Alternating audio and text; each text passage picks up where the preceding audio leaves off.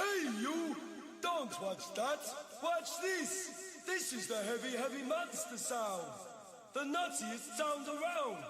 So if you're coming off the street and you're beginning to feel the heat, well, listen, Buster, you better start to move your feet to the rockinest, rock-steady beat of madness! One step beyond!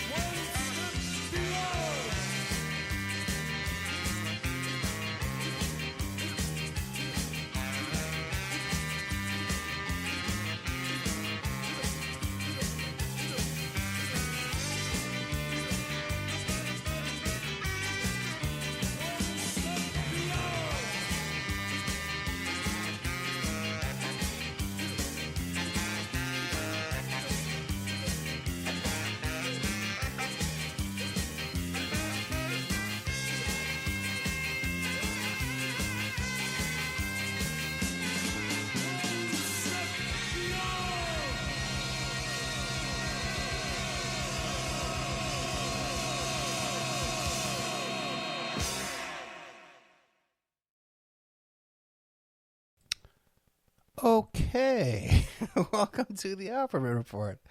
I'm your host, Rob. Who is this guy talking to us right now? Who is this Ed Opperman? Well, he is your host. I am your host, Ed Opperman.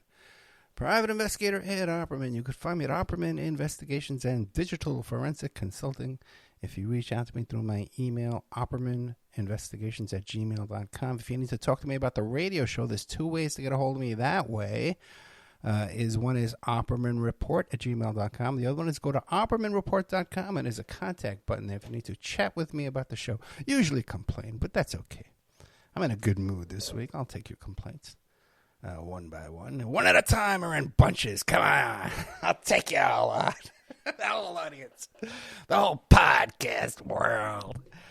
Otherwise, you check me out. Check out our Patreon, the Opperman Report Patreon. Oh, my goodness.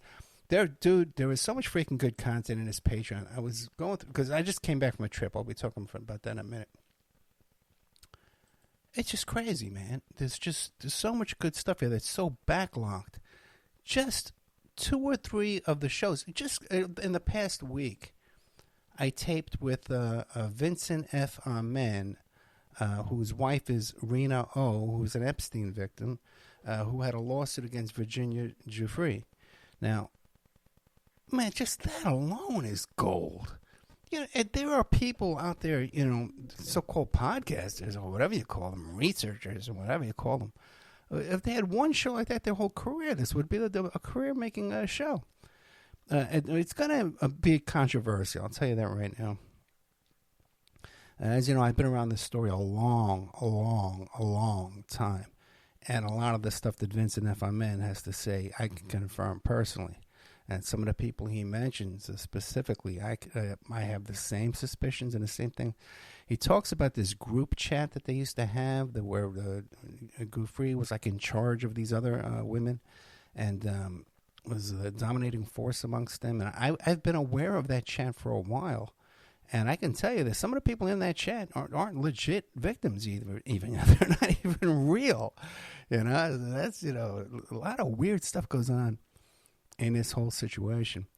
And so many people already, because I was talking about it on Reddit, and right away they have this low-hanging fruit perspective of this story. And there's good guys and there's bad guys, and it's all black and white, and it's all simple, and Gufri was a hero, and that's all that matters. I don't want to hear anything else. And anybody would say otherwise must be working for Epstein. Like, they just have no clue the complexities of this whole situation and how this story is just utterly controlled. Just like the depths that it's controlled.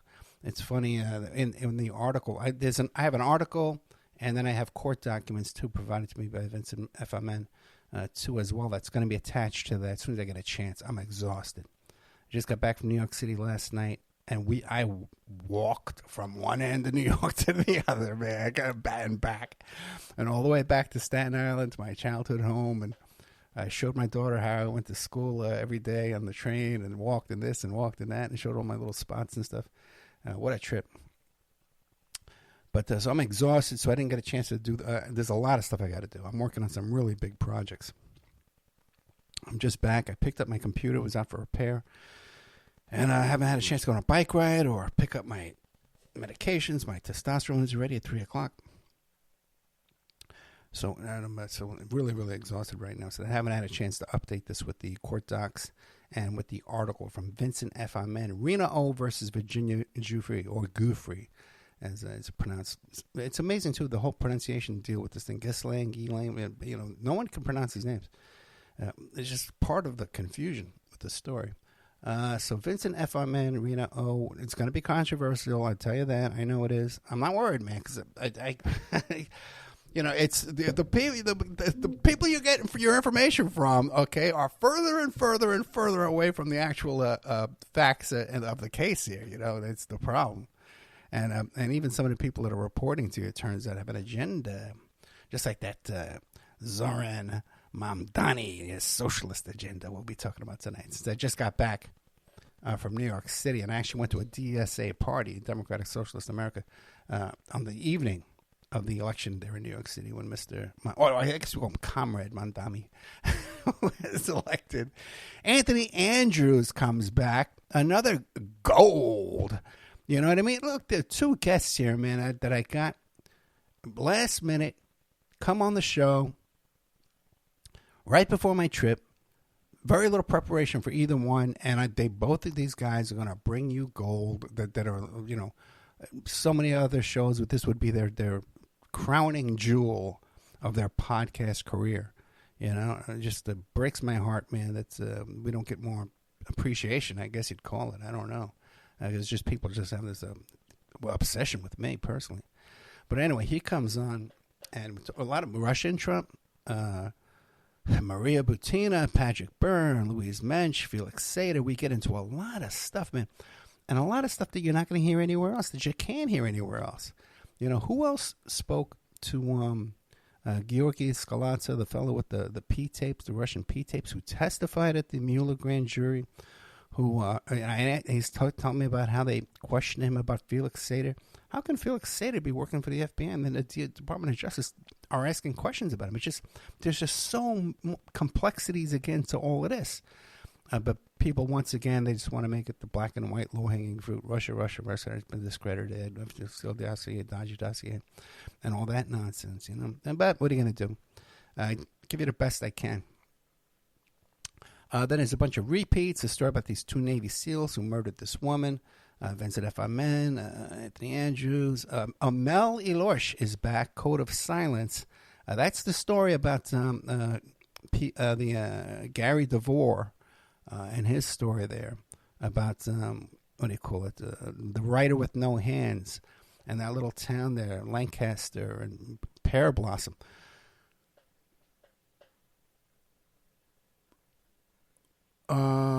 Okay. I think I have talked about it. There was something else.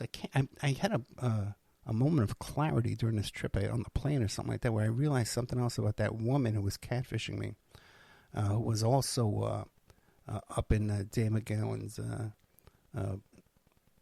ass there, like all those people that leech off of Dave McGowan's legacy. And there was another connection that struck me. Oh my God, she does the same. She has the same connection as them. I don't remember what it was, but maybe I'll remember and write it down or who knows? I'll just think about it. You think that'll be enough? Some old classic ones. An interview I did with Frank Collada from the movie Casino. You know who that? The real guy from Casino. Look at this stuff I got here, man. It's just incredible. Ted Rubenstein, my good friend, about Danny Castellaro murder. The Salty Lunatics, this woman about the Madeline Soto case. Then some live shows I did. Then NT Lawyer. I still haven't played the NT Lawyer show about P. Diddy. That's gold. A show by D.B. Cooper. I don't even know who it is or what. Janice McAfee, the widow of John McAfee. The golden show. Give me a break. Doug Valentine, CIA Phoenix program. I think this is the original interview I did with Doug Valentine, where he was blown away by this. He said it was the best interview he ever did on the topic. Which I believe. Toby Rogers, The Ghost of Greenwich, Confessions of a 1980 Child Killer. Stephen Eubaney, Who Murdered Diana. All this stuff is gold. Michael Horn, who worked for Billy Meyer.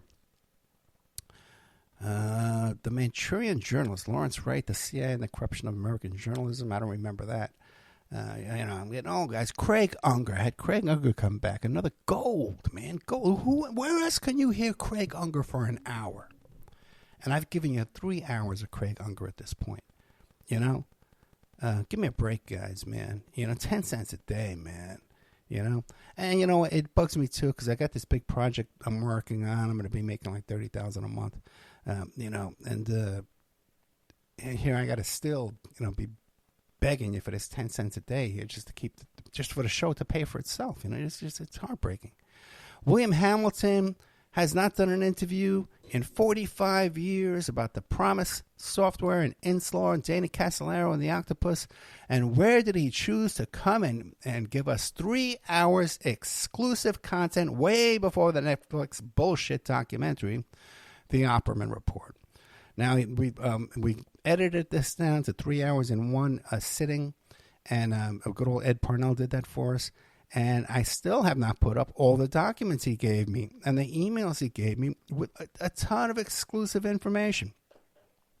Might put it into a book, and sell it on as a Kindle book and sell it for like $2.99. By the way, all these shows too on Patreon, you can get them for like $5 or $4.99 or something, $3.99. I forget what the deal is, but you could buy them onesies, twos at a time too. Tonight we're going to be playing my former employee, Arlene McCarthy, who's a school teacher in New York City now. She wrote a book called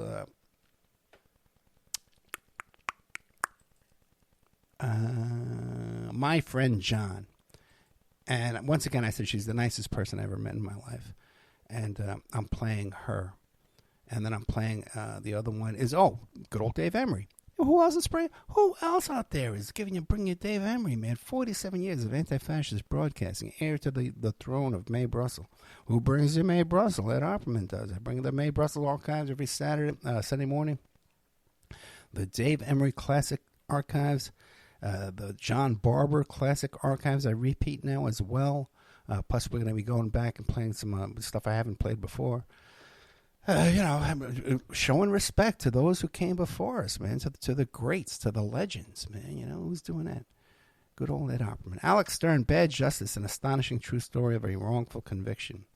Vigilantes, Inc., America's New Voter Suppression Hitman. That's by Craig Palast.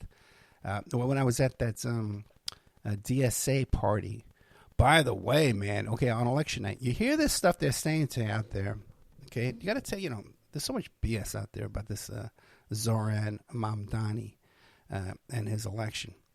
And you're hearing this story about how, this wasn't New Yorkers who elected him. These were foreigners. These were Muslims.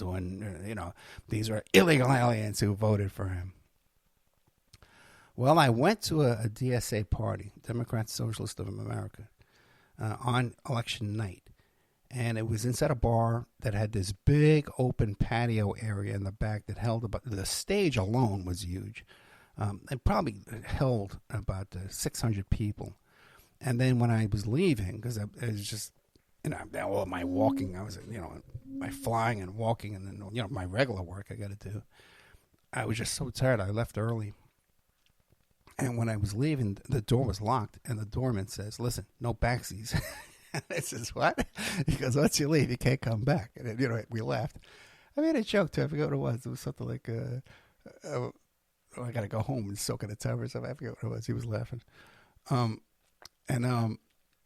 I went out there, man. There was a line. There was like another 400 people online to get in from both directions. They were online, up and down the street. So the idea that this wasn't a popular vote is they're lying to you guys. I must have took about 20 Ubers while I was there. Every Uber driver was in favor of this. This whole business about the free buses, where there won't be that delay of people getting on and off the buses because they have to pay to get on the bus. And now people will be able to get on the back doors for free, and there's no delay getting on the front doors. They're all hugely excited about that, of how it's going to reduce traffic, But all of them too. One thing, we were in Staten Island too, and everyone thinks about Staten Island. They say, "Oh, Staten Island was totally for Sliwa and Cuomo," And my mom Donnie did not get a majority in Staten Island. But did you know that he got more votes in Staten Island than Curtis Sliwa did? Well, when I was a kid, they called him Curtis Sliwa. Now they call him Sliwa. Sliwa. And all the commercials over there. It's the funniest thing in the world. But yeah, Zoran got more votes than Curtis Sliwa on Staten Island. And a lot more, by the way. It's like, 20% more.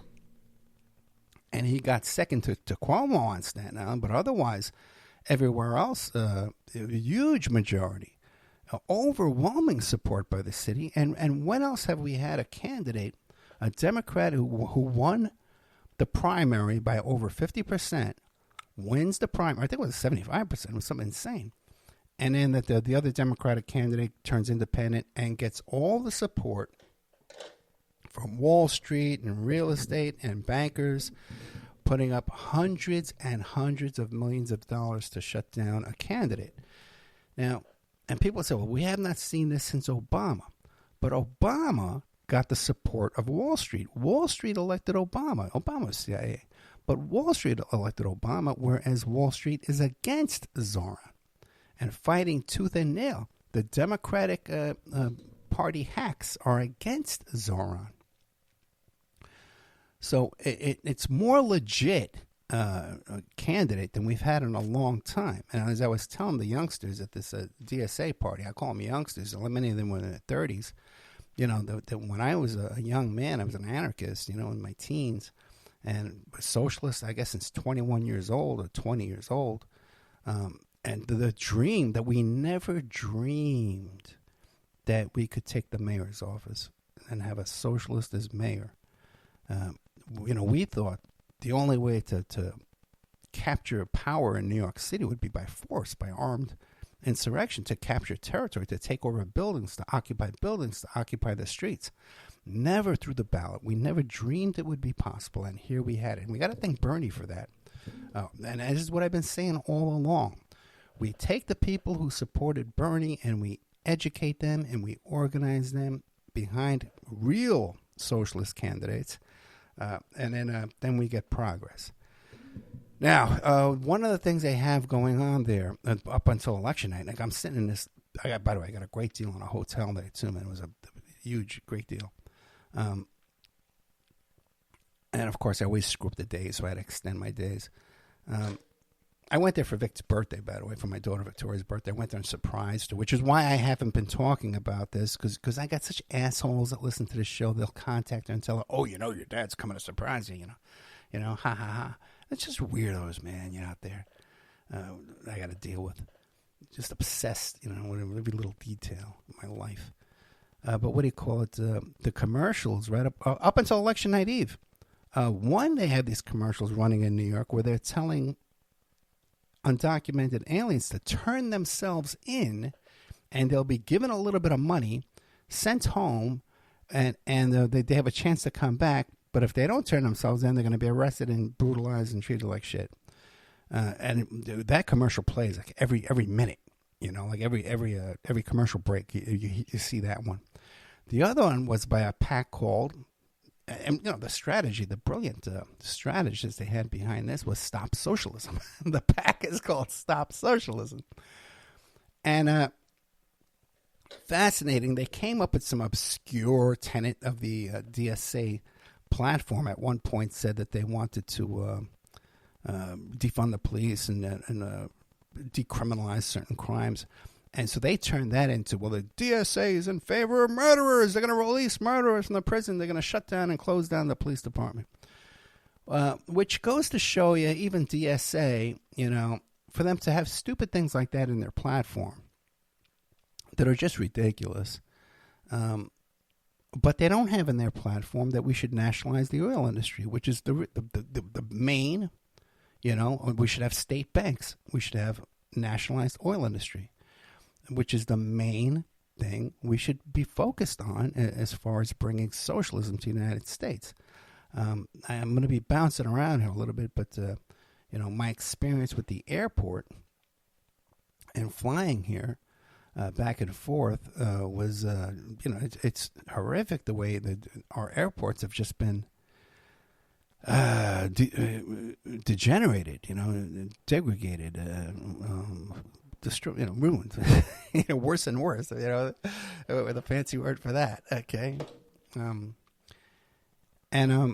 But when you look at other countries, like, I had some friends that went to Dubai and they were sending me Snapchat clips the whole trip back and forth. And they had stopped at either Qatar or Sudan. And the airport had like an indoor forest. It had a giant, you could buy like little pop-up rooms, where you could go in and take a nap and lie down. There was a game where you can go in there and play real video games, like War of Duty, Call of Duty, all that kind of crap, those, by the way, anybody that plays that stuff, I have no respect for it. But playing all those real video games, what are the things called? The PlayStation, right? PlayStation, what an idiot. I want to smack you.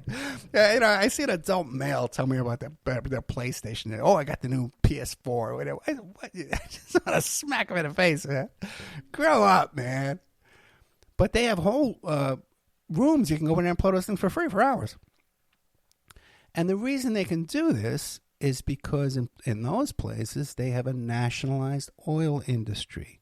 So all that money, the profits from the oil industry can go to things like a beautiful airport and beautiful cities and beautiful highways and beautiful roads. Where here in America, all that oil profit goes to a handful of people. It's privatized. It's not nationalized, and it goes to the hands of a few people. But the point is that the DSA, the Democratic Socialists of America, don't talk about nationalizing the oil industry. And that's the next hurdle we have to overcome.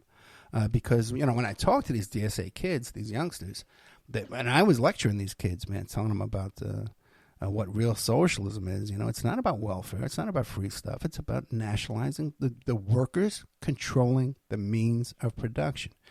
The average worker only keeps 15% of the value that they produce.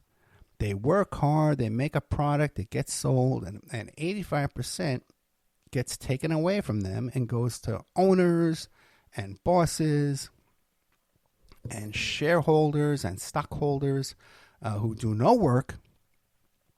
The worker does all the work, but they only keep 15%. And I think once people learn this, I think even Joe Rogan is starting to get this, okay? And little by little, it's starting to dawn on this idiot, and maybe he's going to turn his bite the hand that feeds him, his masters, his capitalist masters. He's going to bite their hand and start telling the truth. It's possible. And you see even Marjorie Taylor Greene kind of waking up in some ways. For there's behind the scenes reasons too, but I'm not going to get into that right now. But these commercials are talking about socialists are in favor of murder. Socialists want to free the murderers. And their argument is so simplistic and so basic, that it just goes to show you that they're catering to the extremely stupid, to the most stupidest and uneducated amongst us. And they're playing on their fears and their hysteria and their panic and their worry and their fear of anti-Semitism and things like that. And this whole idea that Zoran Mamdani is some kind of radical Muslim who's somehow connected to the 9/11 terrorist attack. I would say about 90% of the people who listen to my show believe that Bush and CIA were behind, or some kind of U.S. Sponsored intelligence operation was behind 9/11. Not radical Muslims, but still, they'll still fall for that and say, well, we got to be scared of Mamdani because he's a radical Muslim and he's that thing I'm afraid of, and I should be afraid of it. And there's a very scary word called socialism, which means I would keep more than 50%, 15% of what I work for. And that can't be good. That must be a bad thing for that to happen. And of course I want to have other people pump oil from underneath my feet and then sell it back to me at a huge profit, and they keep all the money. Because that's all good. That's good democracy. That's freedom. And that's what you've been brainwashed into believing, okay? Now, well, they try and tell you that Zoran Mamdani is some kind of a radical Muslim, and they're going to be having Shakira law, where your hips don't lie all over New York, which is a huge joke. They keep calling it Shakira law in New York instead of Sharia law. And then, the other good one, too, is that they're going to start teaching Arabic numerals in in schools in New York City, which, our regular numerals, 0 to 1 to, is called Arabic, That's what it's called now, before we even, knew what, Muslims were in this country. That's what regular U.S., American English numerals are. They're called Arabic. Oh, God. But now that with all this stuff going on Twitter where they're telling you all this stuff, but now we have to be teaching Arabic numbers.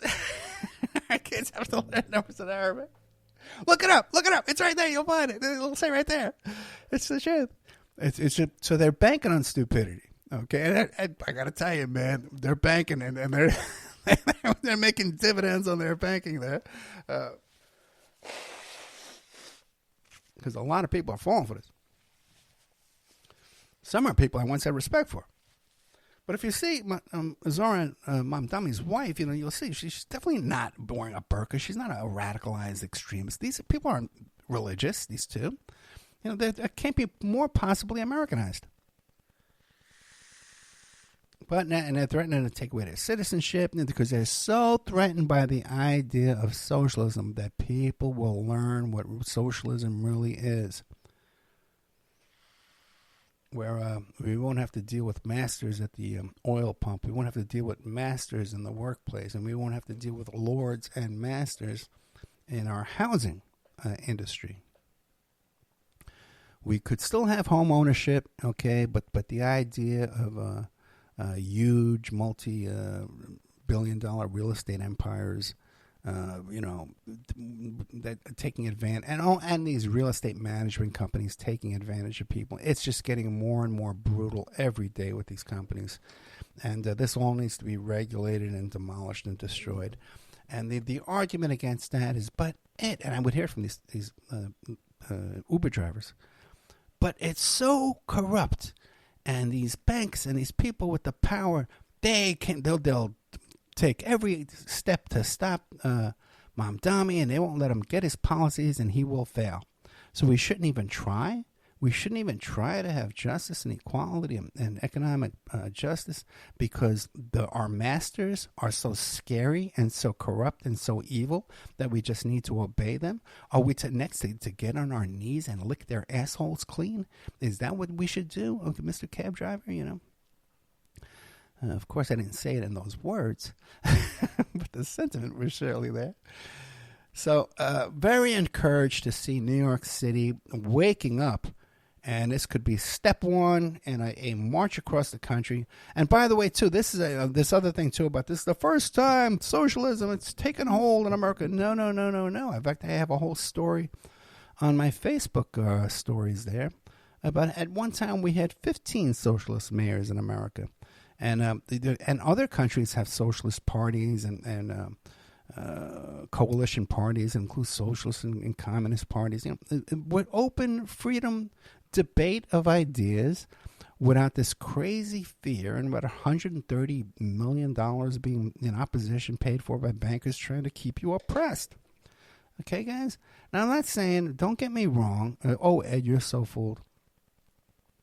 I'm not saying that this guy, Zoran, is the solution to everything, but we need to, capitalism has failed.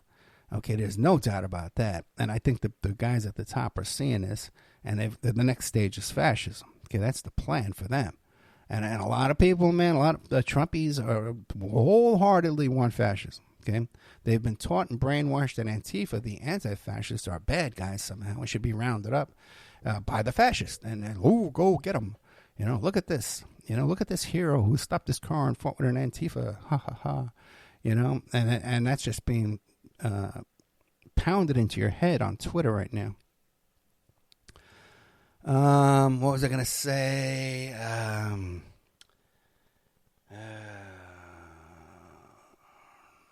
Let me pause for a second and think. Remember what that was. Right. I was saying about how the Trumpers, are supporting fascism. Now, one of Zoran Mamdani's plans here is a state-run supermarket. And now you see all these memes. Now 42 million people are without food. And people, this is the danger of socialism, where if the government controlled food, they could shut it off anytime they want. Well, right now,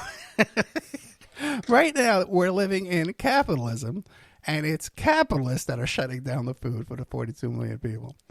And now this idea that Zoran wants to have state supermarkets doesn't mean that every supermarket in New York City will be controlled by the state. No, these are additional state-run supermarkets where the profit is removed from the equation there. So the price of everything is going to be cheaper because the profits are going back into these are non-profit supermarkets. They're state-run. Just like when you have a state bank and all those fees and the exorbitant interest rates and all that stuff is removed, then you have a much more favorable bank for people, just like they have in, I forget if it's North Dakota or South Dakota. I always forget which one. But they have a state bank there. And New Hampshire has a state liquor store, which is no tax, no sales tax, and everybody goes from all around to buy their liquor there.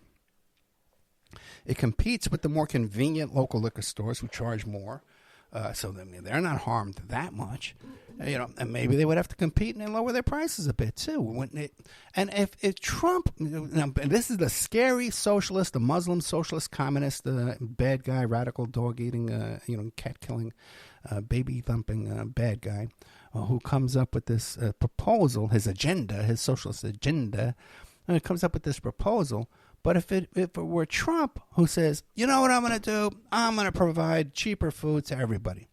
And the Trump government is going to open up supermarkets and provide you cheap food.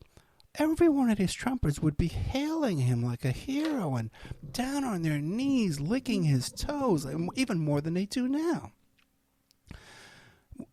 But because it's being proposed by a scary guy from Muslim descent, with a scary word called socialism in his description, then it has to be a bad thing where they're somehow going to try and control you through this cheaper food.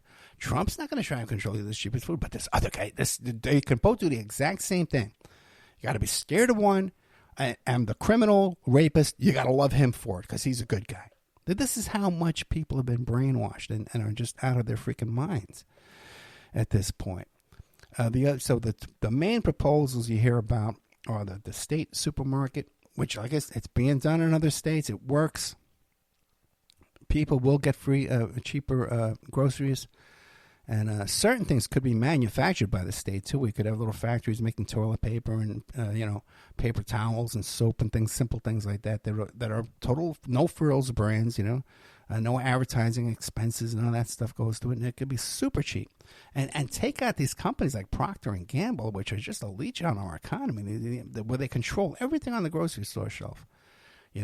What would happen if we found out that when these companies who have such a monopoly on what is sold on our grocery store shelves no longer have that monopoly in a state-run supermarket, and they have to compete with prices that are maybe 60, 75% less. Okay, because that's what we're looking at, guys. That's what we're looking at, boys and girls. When we saw the state-run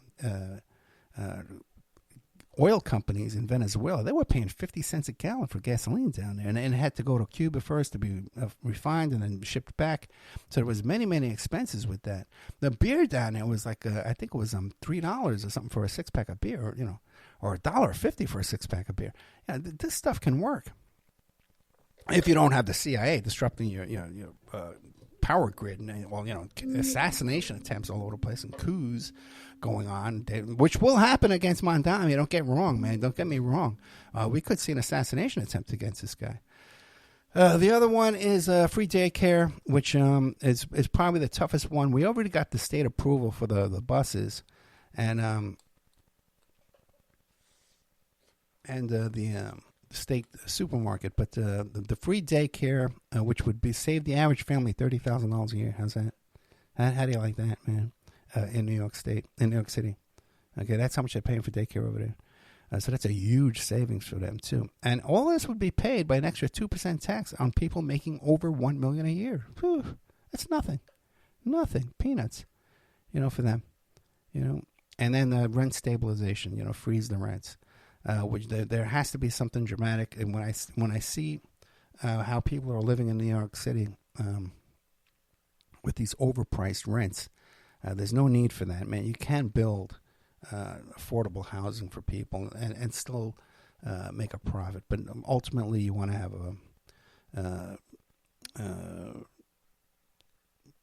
a nationalization also too of property, okay, by degrees, Let's see. The daycare, supermarkets. Yeah. Oh, by the way, when people say, this meme about how communists and socialism, they're going to control your food and they can turn off your food.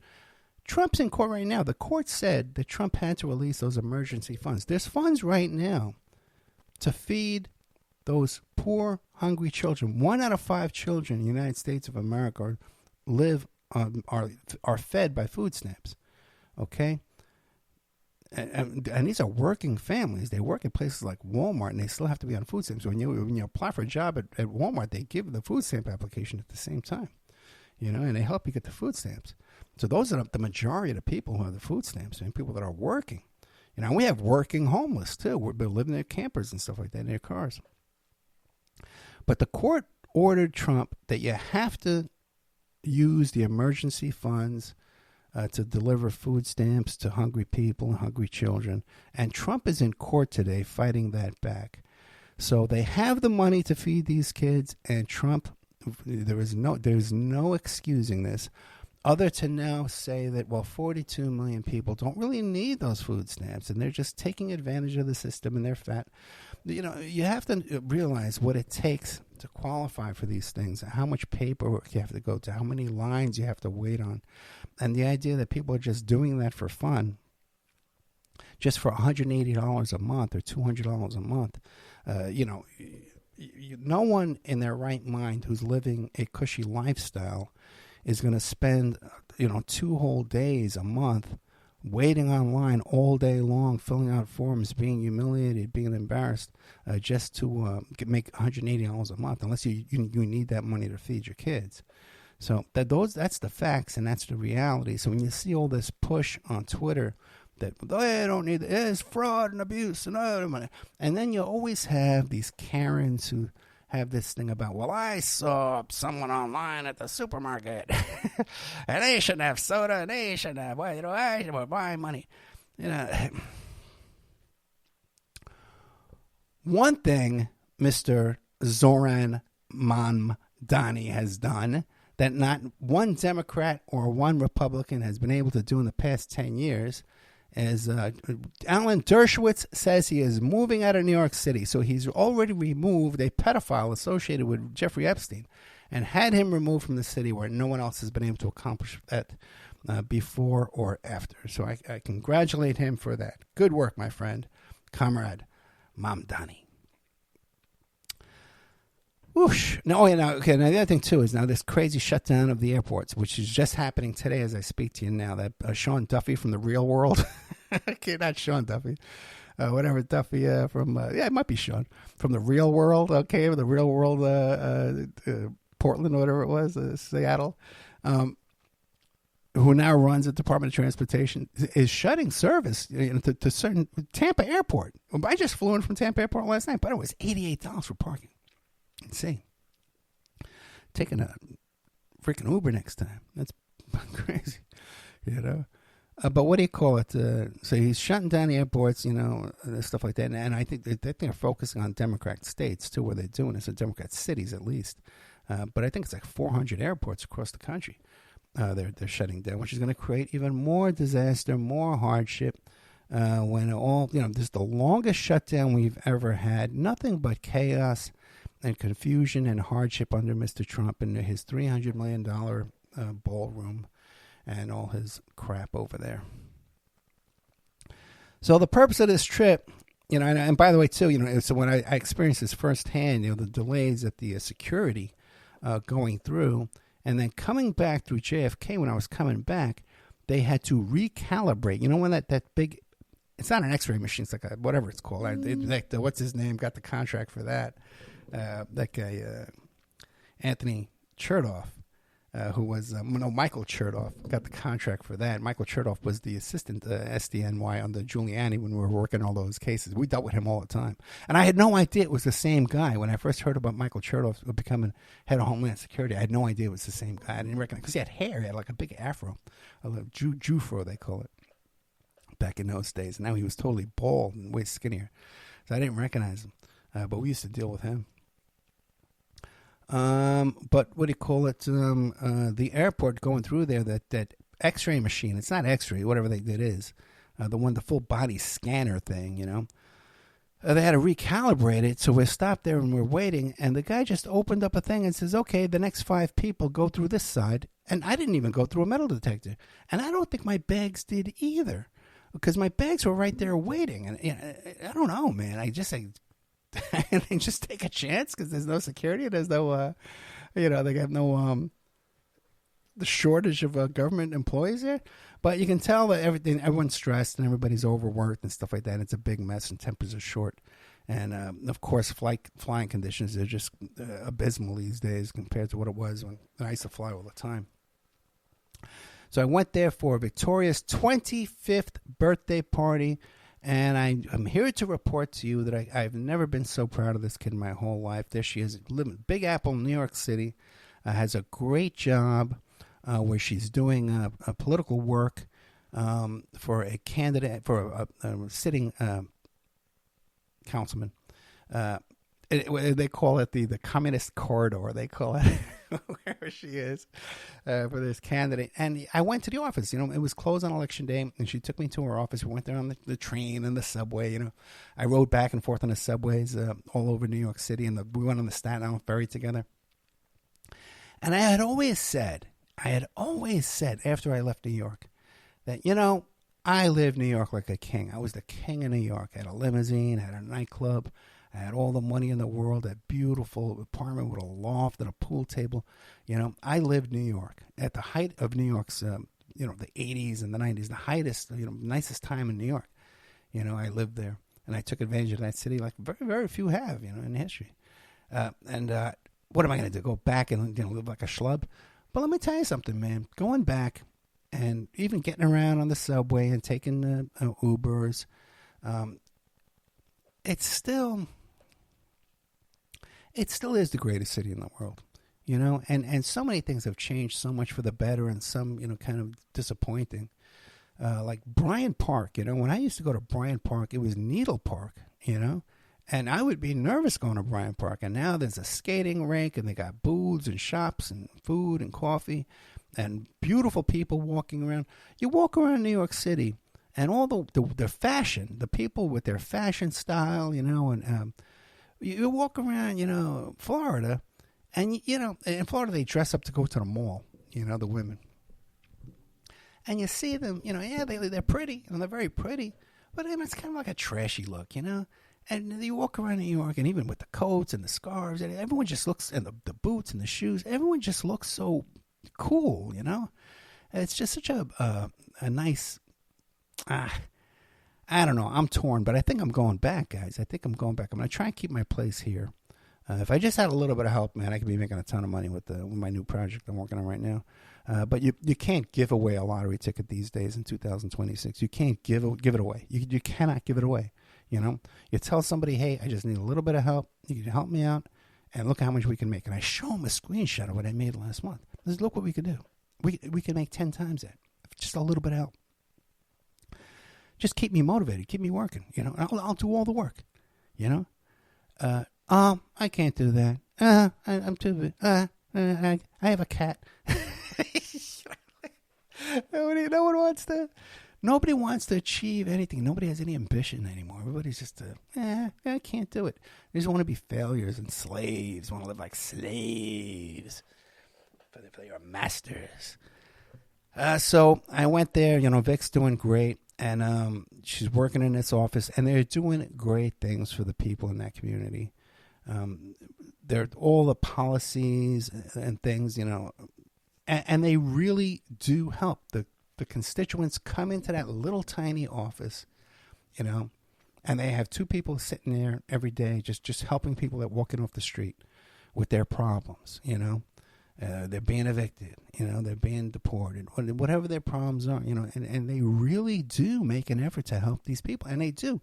Victoria, I can't go into too much detail, but Victoria has taken many stories nationwide. She's in comms, she writes op-ed pieces, and she arranges interviews, and gets her boss on cover of magazines and newspaper articles on TV. Back in Arizona, she got the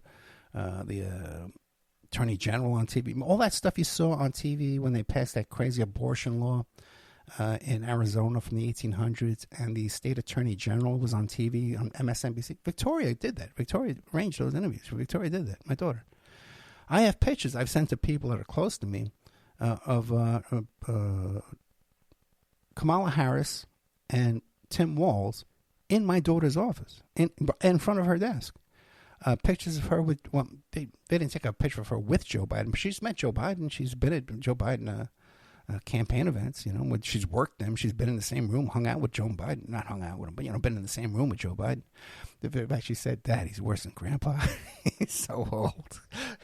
But, so, and even I, was shocked. I found out today that she knows somebody in New York politics that's like, freaking huge. You know what I mean? Or, she can get a meeting with one of New York City's top people, So really, really impressed. I'll tell you a story going back to, I don't know if I've told this story on the air or not, but going back to Nevada, I had a client once that was being held, was declared incompetent to stand trial, and she was being held in the psychiatric center there. And they wouldn't answer the phone. They wouldn't. I couldn't get her a meeting with my client, and the lawyer couldn't meet with her. It was a big mess.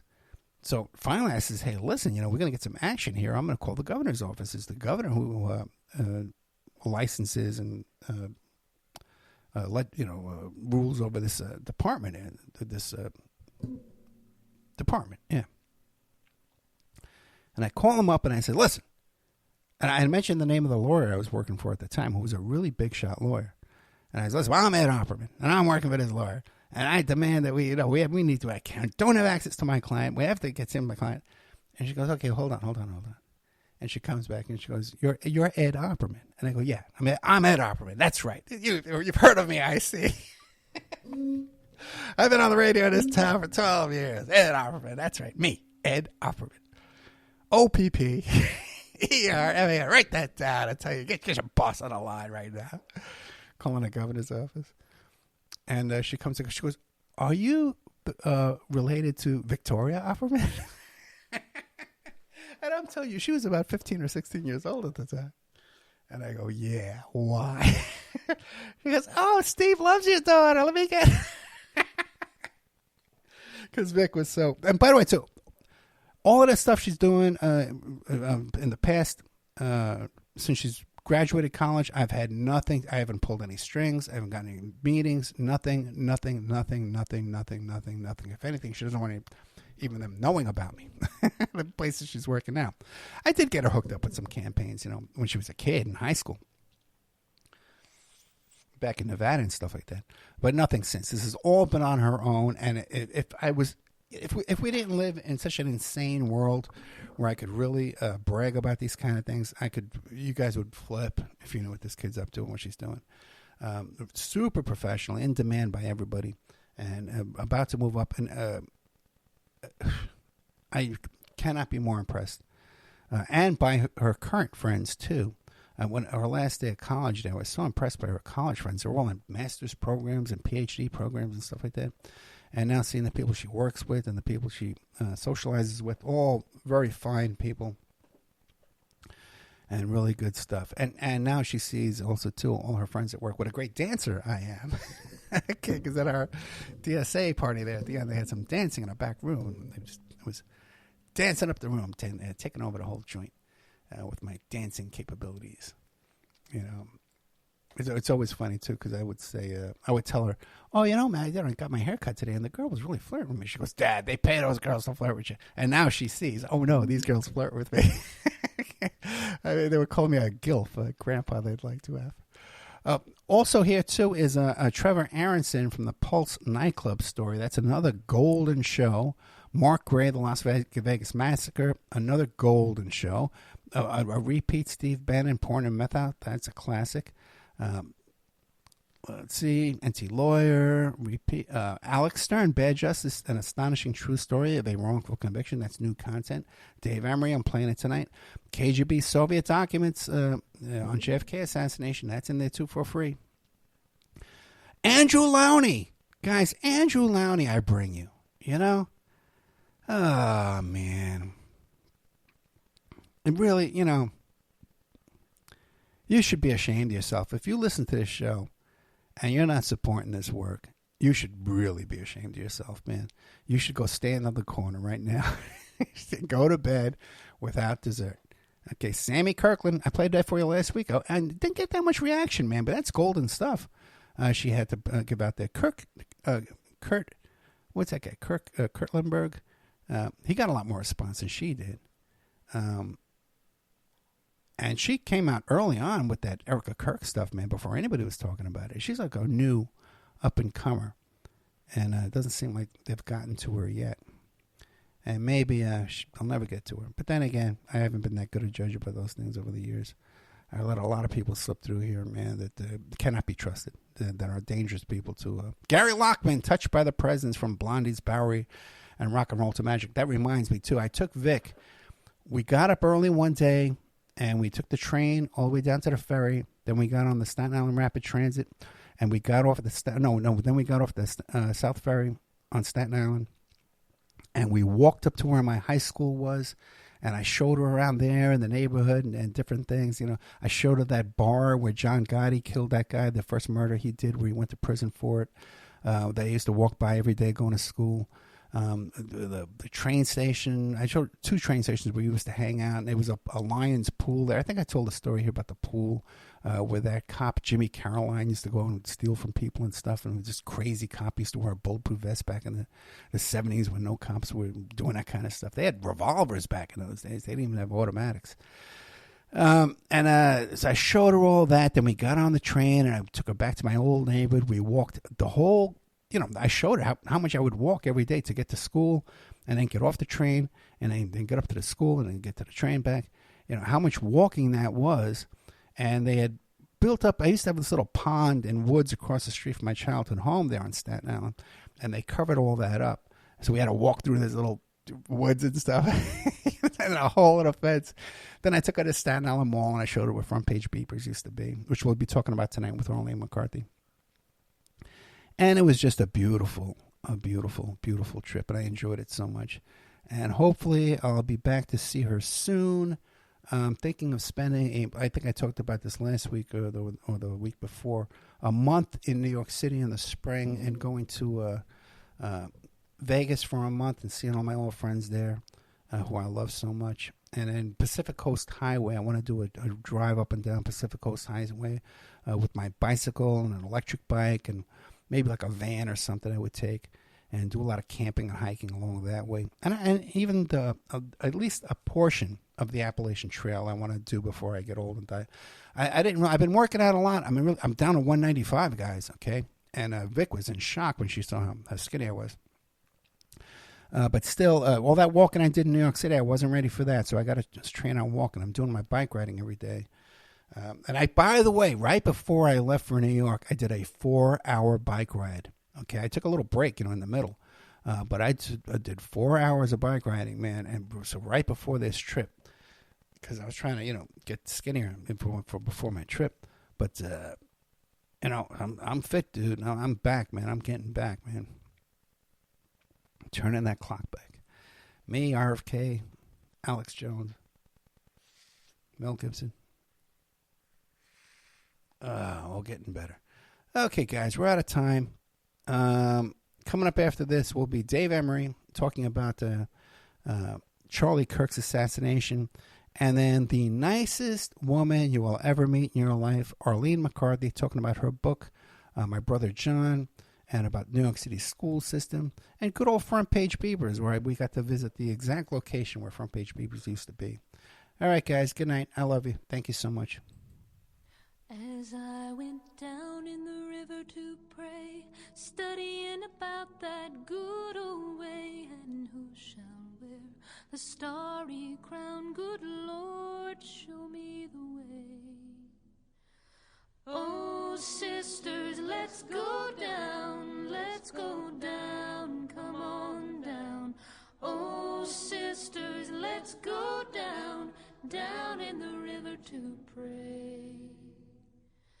As I went down in the river to pray, studying about that good old way, and who shall wear the robe and crown? Good Lord, show me the way. Oh, brothers, let's go down, come on down. Come on, brothers, let's go down, down in the river to pray. As I went down in the river to pray, studying about that good old way, and who shall wear the starry crown? Good Lord, show me the way. Oh, fathers, let's go down, come on down. Oh, fathers, let's go down, down in the river to pray. As I went down in the river to pray, studying about that good old way, and who shall wear the robe and crown? Good Lord, show me the way. Oh, mothers, let's go down, come on down, don't you want to go down? Come on, mothers, let's go down, down in the river to pray. As I went down in the river to pray, studying about that good old way, and who shall wear the star?